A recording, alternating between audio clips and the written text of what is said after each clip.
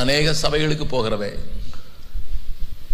பல லட்சம் கிறிஸ்தவர்களை பார்க்கிறவன், சில நேரம் அவங்க ட்ரெஸ்ஸு, அவங்க பாவனை, அவங்க நடை உடைகளை பார்த்தா எனக்கு ரொம்ப வேதனையாக இருக்கும். ஐயோ, உலகத்துக்கும் இவங்களுக்கும் வித்தியாசமே தெரியலையே.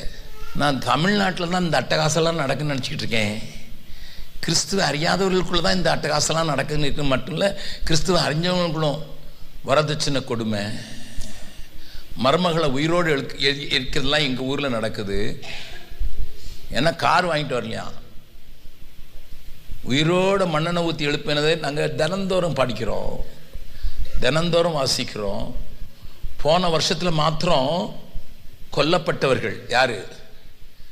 வரதட்சணை வீட்டிலிருந்து அப்பா கொடுத்ததை கொண்டு வரல அப்படின்னு சொல்லி கணவனால், கணவனுடைய குடும்பத்தாரால் கொல்லப்பட்ட பெண்களின் எண்ணிக்கை கிட்டத்தட்ட 17,000 ஒரு வருஷத்தில். நான் சொல்லலை, அரசாங்கம் சொல்லுது. இந்தியாவில் வரதட்சணை கொண்டு வரலன்னு கொல்லப்பட்டவங்க எண்ணிக்கை 17,000 ஒரு வருஷத்தில். ஒரு வருஷத்தில் 365 நாள் இருக்குது. கிட்டத்தட்ட ஒரு நாளைக்கு 40 பேருக்கு மேலே கொல்லப்படுகிறார்கள் வரதட்சணை கொண்டு வரலன்னு. ஆனால் நாங்கள் பாரிஸ்லேயும் வந்து சிலருடைய குடும்பத்தில் நடந்த காரியங்களை கேட்கும்போது, என்னம்மா பிரச்சனை? வரதட்சணை கொடுமை. What a nonsense! என்ன வேதனையாக இருக்குது.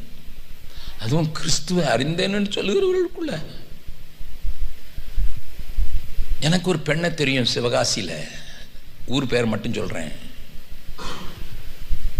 பெரிய பணக்கார குடும்பத்தில் இருந்து வந்தவா, தனி பிள்ளை. ஒரு பெரிய பணக்கார பையனை கல்யாணம் கட்டி வச்சாங்க. ஒரு நல்ல ஊழியக்காரர் தான் கல்யாணம் கட்டினா, நல்ல நோக்கத்தோடு. ஆனால் பையன் சரியில்லாமல் ஊர் சுற்றி பொம்பளைங்களோட சுற்றிக்கிட்டு இருந்ததுனால இவளை அடித்து நொறுக்கி, பிள்ளைங்க இருந்தால் போதும் நொறுக்கி அவங்க அப்பா வீட்டுக்கு அனுப்பிச்சிட்டான். அந்த பிள்ளை வேதனையோடு இருந்தா.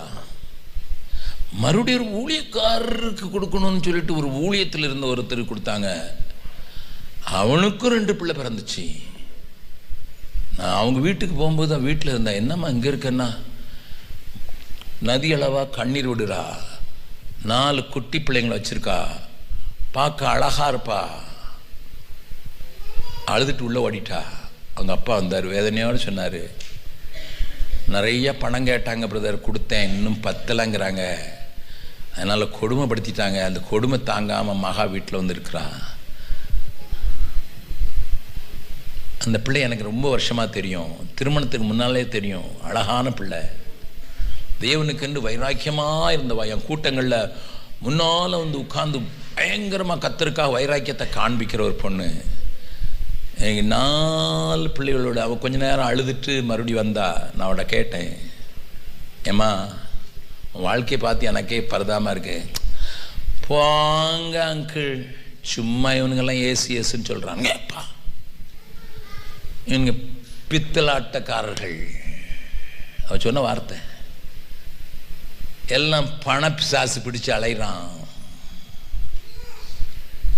நான் இங்கே பாருங்க, மேன்மையான உயிர்த்தெழுதல் வேணும்னுட்டு உலகம் அவளுக்கு பாத்திரமா இருக்கல. வாளால் அறுக்கப்படுகிறதெல்லாம் 2வது, பட்டயத்தால் வெட்டப்படுறதெல்லாம் 2வது. என் கூட இருந்த சிலரை நாங்கள் இரத்த சாட்சிகளாக மறிக்க கொடுத்துருக்கோம் ஊழியத்தில். சிலரை கிணத்துல தூக்கி அடித்து கிணத்துல தூக்கி போட்டாங்க. சிலரை வெட்டி தலை 2ஆக பிளந்து அந்த மூளையை எடுத்துக்கொண்டு விற்கிறதுக்கு வச்சாங்க. சிலரை அடித்த அடியிலேயே உள் காயத்திலேயே கொஞ்ச நாள் கழிச்சு செத்து போனார். நான் எல்லாவற்றையும் சொல்லி உங்களை பயமுறுத்த விரும்பலை. அவங்களுக்கெல்லாம் பரலோகத்தில் 1000 வருஷம் அரசாட்சி செய்கிறதுக்கு ஒரு நல்ல இடத்த வச்சுருக்காருங்கனால ஆண்டோட சோத்தரிக்கிறேன். But what about me? எனக்கு என்ன கண்டிஷன்? ஒன்றே ஒன்று தான், இந்த புவி ஒரு சொந்தம் அல்ல என்று என் இருதயத்திலிருந்து சொல்லுறதுக்கு நான் படிச்சிருக்கேனா? கொஞ்சம் சொல்லுங்க பார்க்கலாம். உனக்கு மேன்மையான உயிர்த்தெழுதல் வேணுமா? 1000 வருஷம் இயேசு கிறிஸ்துவோடு உட்கார்ந்து இந்த உலகத்தை நியாயம் தீர்க்கிறதுக்குரிய மேலான பகுதி வேணுமா? அந்த மேலான உயிர்த்தெழுதல் வேணுமா? பவுலை கட்டுச்சோம், எப்படி ஆயிடும் somehow